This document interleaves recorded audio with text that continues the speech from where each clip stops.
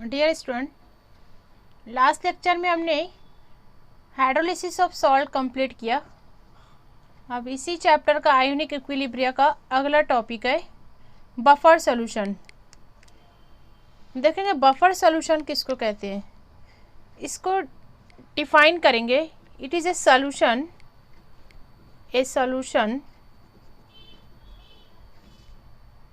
which resist resist करना मतलब उसको अपोज करना, उसको रोकना। which resist sudden change in pH when a small amount of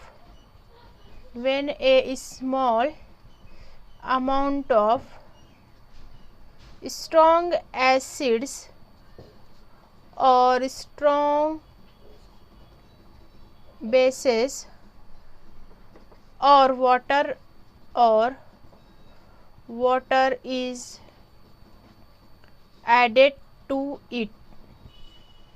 क्या मतलब होता है कि ऐसा सॉल्यूशन जिसमें आपने एसिड डाला या बेस डाला,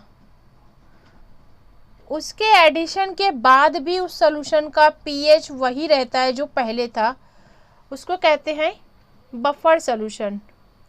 जैसे यहाँ बीकर में मैंने एक सॉल्यूशन लिया, that is a buffer solution. ठीक है, अब इस सॉल्यूशन में सपोज इसका पीएच फिक्स होता है, pH is fixed.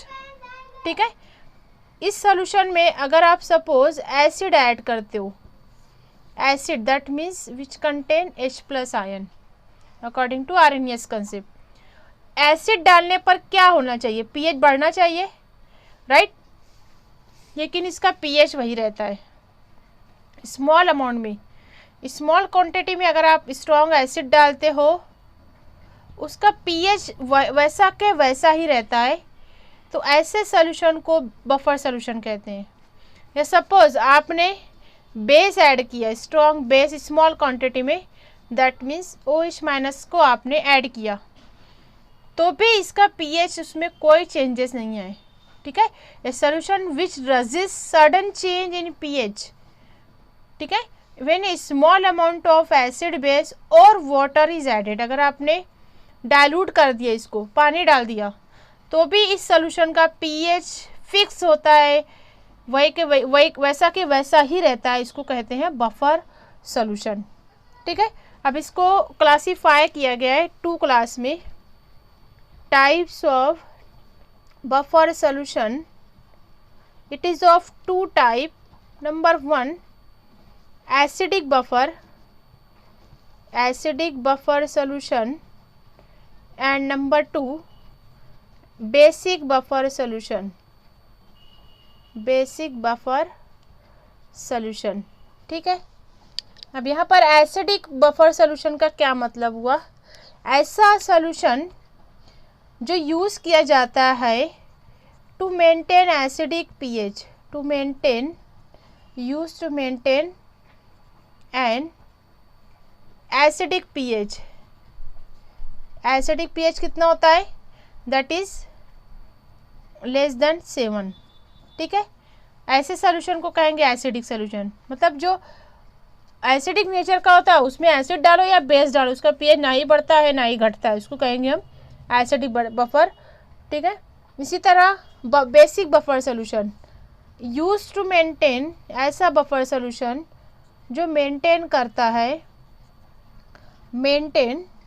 N basicity और ए बेसिक पीएच मतलब the pH is greater than 7, right. Is that clear. तो ये 2 टाइप का है। अब इसके आप कुछ एग्जांपल ले सकते हो। ठीक है, पहली हम लेंगे एसिडिक बफर सॉल्यूशन। ये बनता किस तरह है, पहला first number 1 acidic buffer solution. Acidic buffer, इसको बनाने के लिए हम क्या क्या यूज़ करेंगे ये देखेंगे हम। इसको बनाने के लिए वीक एसिड, सबसे पहले इसकी डेफिनेशन लिखेंगे कि एसिडिक बफर सोल्यूशन क्या होगा। A solution containing a weak acid and its salt of strong base, ठीक है, वीक एसिड और उसका ही सॉल्ट लेंगे with strong base is called acidic buffer solution. ठीक है, अब यहाँ पर हम एग्जांपल लेंगे। For example a solution containing weak acid हम ले रहे हैं यहाँ पर एसिटिक एसिड CH3COH। ठीक है, ये क्या है, वीक एसिड और एसिटिक एसिड। अब उसका हम सॉल्ट ले रहे हैं। सॉल्ट क्या होगा, इसका स्ट्रॉन्ग बेस से लेना है आपको। सोडियम हाइड्रोक्साइड से इसको ट्रीट करोगे तो ये देगा सोडियम एसीटेट। ठीक है, this is a salt of strong base, sodium acetate. ठीक है, अब हमको क्या करना है, इनके मिलाने से जो सोल्यूशन बनेगा उसको हम कहेंगे एसिडिक बफर सोल्यूशन। ठीक है, acetic acid plus sodium acetate. ठीक है, this solution is called a acidic buffer solution. ठीक है, अब इसकी पीएच कैसे मालूम करेंगे, what is the pH of acidic buffer solution. इसके लिए फार्मूला है pH is equal to pKa plus log to the base 10 concentration of salt divided by concentration of acid। ठीक है, यहाँ पर सॉल्ट क्या ले रहे हो, that is a sodium acetate. जैसे यहाँ पर हमने प्रिपेयर किया उसमें हमने लिया सॉल्ट सोडियम एसीटेट। एसिड क्या ले रहे हैं हम यहाँ पर, एसिटिक एसिड। ठीक है, तो इस इक्वेशन के ज़रिए हम उस बफर सोल्यूशन का पीएच मालूम कर सकते हैं। एसिडिक है, जाहिर सी बात है इसका पीएच 1 to 7 होगा। ठीक, अब pKa क्या है, pKa is nothing but the Ka is a dissociation constant. इसको मालूम करते हैं minus log of to the base 10 Ka, right. Ka is called, ये हम पीछे देख लिए है सॉल्ट डाइल्यूशन लॉ में, dissociation constant for acid, right. ठीक है, Ka सपोज अगर आपको एसिड का, इस एसिड का मालूम करना है Ka, तो कैसे निकालते हैं, ये एसिटिक एसिड है। ठीक है, it is a weak electrolyte, dissociate slightly. ठीक है, अब इसका आपको Ka निकालना है। Ka of this acid product divided by concentration of reactant. तो यहाँ पर प्रोडक्ट क्या है, acetate ion plus H plus ion और आपका एसिटिक एसिड। Ka यहाँ से मालूम हो जाएगा, इनके कॉन्सेंट्रेशन दिए जाते हैं। इसके ऊपर अगर प्रॉब्लम आता है, pKa की वैल्यू पहले फाइंड आउट करो, उसके ज़रिए pH कैलकुलेट करो। इज दैट क्लियर, सिंपल है।